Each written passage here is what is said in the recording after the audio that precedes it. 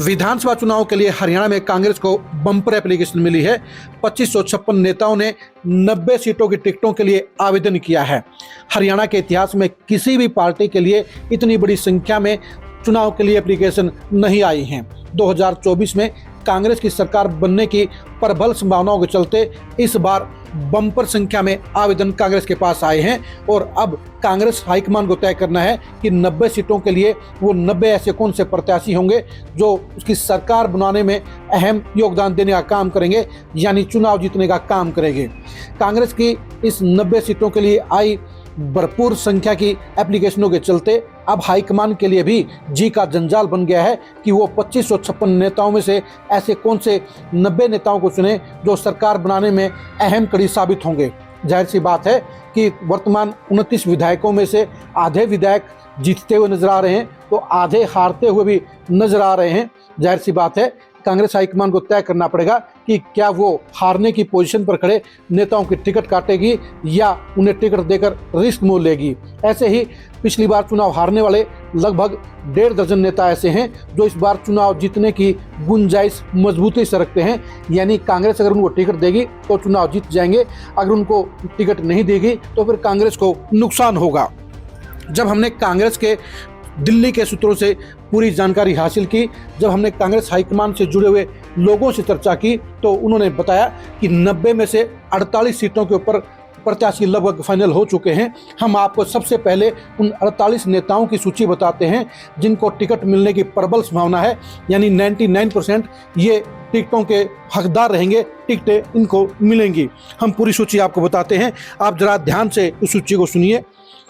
कालका प्रदीप चौधरी, पंचकुला चंद्रमोहन, अंबाला कैंट चित्रा सरवारा, नारायणगढ़ शैली गुज्जर, साढौरा किरण बाला, लाडवा मेवा सिंह, थानेसर अशोक अरोड़ा, कैथल रणदीप सुरजेवाला, कलायत विकास सहारण, इंद्री राकेश कंबोज, घरोंडा वीरेंद्र राठौर, इसराना बलबीर वाल्मीकि, समालखा धर्म सिंह छोकर, गन्नौर कुलदीप शर्मा, सोनीपत सुरेंद्र पवार, बड़ौदा इंदुराज नरवाल, जुलाना परमिंदर ढोल, सफीदों सुभाष गांगुली, उचाना ब्रिजेंद्र सिंह, डबवाली अमित सिहाग, कानावाली शिषपाल केहरवाला, सिरसा वीरभान मेहता, फतेहाबाद बलवान दौलतपुर, नारनौंद अजय चौधरी, नलवा चंद्र प्रकाश, बौनीखेड़ा रामकृष्ण फौजी, लोहारू राजवीर फटिया, अटेली राव नरेंद्र सिंह, महेंद्रगढ़ राव दान सिंह, महम बलराम दांगी, रोहतक बीबी बत्रा, किलोई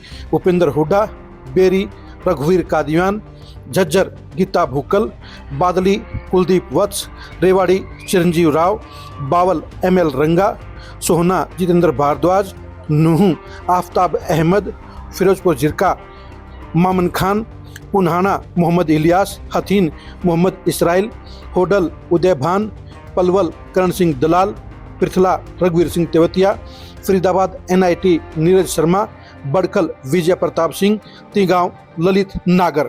यानी इन 48 सीटों के ऊपर इन 48 नेताओं को टिकट मिलने के 99.9% चांस हैं।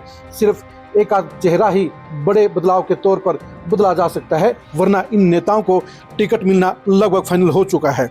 अब बाकी की 42 सीटों के ऊपर ही 1565 नेताओं में मुकाबला होगा, यानी कांग्रेस के लिए अब बाकी की बची हुई 42 सीटों पर टिकट चुनना आसान नहीं होगा, क्योंकि लगभग आधी सीटें ऐसी हैं जहां पर 25 से लेकर 75 तक प्रत्याशी दावा ठोक रहे हैं। यानी कांग्रेस के लिए बाकी की 42 सीटों पर प्रत्याशी ढूंढना आसान नहीं होगा। इन 42 सीटों पर किसकी दावेदारी कितनी मजबूत है और फाइनल 6 की रेस में कौन कौन से नेता पहुंचेंगे, उनकी सूची हम कल आपको जरूर बताएंगे। कल आप जरा ध्यान से सुनिएगा कि बाकी की 42 सीटों पर हर सीट पर वो 6 कौन कौन से दावेदार हैं जिनके ऊपर कांग्रेस हाईकमान गंभीरता से विचार करेगा। इसमें स्क्रीनिंग कमेटी पूरी गंभीरता से उनके दमखम को जांचेगी, परखेगी और उनमें से टिकट लेने वाले फाइनल 3 लोगों का पैनल तैयार करेगी।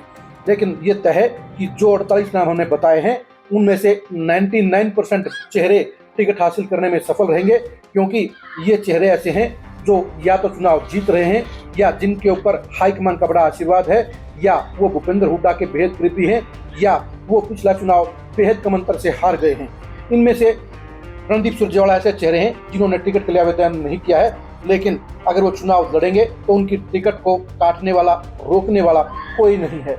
इस सूची में आपको कुमारी शैलजा भी नजर नहीं आएंगी और इस सूची में दीपेंद्र हुड्डा भी नजर नहीं आएंगे। यह जग जाहिर है कि भूपेंद्र हुड्डा अपने बेटे दीपेंद्र हुड्डा को मुख्यमंत्री बनाने के लिए हर मुमकिन कोशिश कर रहे हैं और कुमारी शैलजा भी सेंटर की बजाय वो स्टेट की पॉलिटिक्स करने की इच्छा जता चुकी हैं। वो चुनाव लड़ने के लिए भी तैयारी कर रही हैं। ऐसे में उकराना सीट पर उनका प्रत्याशी या खुद चुनाव लड़ेंगी, इसके बारे में अभी सस्पेंस बरकरार है। बड़ौदा सीट के ऊपर भी इंदुराज नरवाल को टिकट इसलिए दी जा रही है कि अगर सीट खाली कराने की नौबत आई तो फिर दीपेंद्र हुड्डा बड़ौदा से चुनाव लड़ेंगे। यानी जिस तरह से 2005 के अंदर भूपेंद्र हुड्डा के लिए किलोई सीट खाली हुई थी, उसी तरह दीपेंद्र हुड्डा के लिए भी 2024 में बड़ौदा सीट खाली करवाई जा सकती है। लेकिन हमने आपको बताया है कि 48 सीटें ऐसी हैं जहां पर कांग्रेस की तरफ से प्रत्याशी लगभग फाइनल हैं, यानी इन्हीं चेहरों को टिकट मिलने के प्रबल आसार नजर आते हैं। कांग्रेस के इन 48 नेताओं की जीतने की गुंजाइश ज़्यादा है और इसलिए इनको टिकट मिलने की संभावना भी ज़्यादा है। इनमें से आधा तक दर्जन चेहरे ऐसे भी हैं जिनको टिकट जीतने के आधार पर नहीं बल्कि खासम खास होने के कारण भी मिल रही है।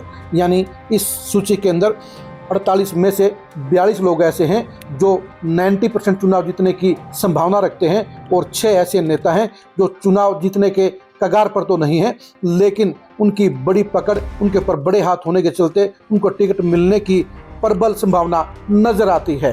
कांग्रेस के इन 48 नेताओं के सियासी भविष्य को जानने के लिए आप खरी खरी न्यूज़ के साथ बने रहिए। कांग्रेस की 42 सीटों की संभावित सूची में संभावित दावेदारों के फाइनल 6 नामों को जानने के लिए कल आप खरी खरी न्यूज़ के साथ जरूर जुड़िएगा। कांग्रेस में टिकटों के लिए मचने वाला भूपेंद्र हुड्डा और कुमारी शैलजा के बीच में घमासान का अंजाम जानने के लिए भी आप खरी खरी न्यूज़ के साथ बने रहिए। आप हमारे फेसबुक पेज को फॉलो कीजिए, आप हमारे यूट्यूब चैनल को सब्सक्राइब कीजिए। नमस्कार।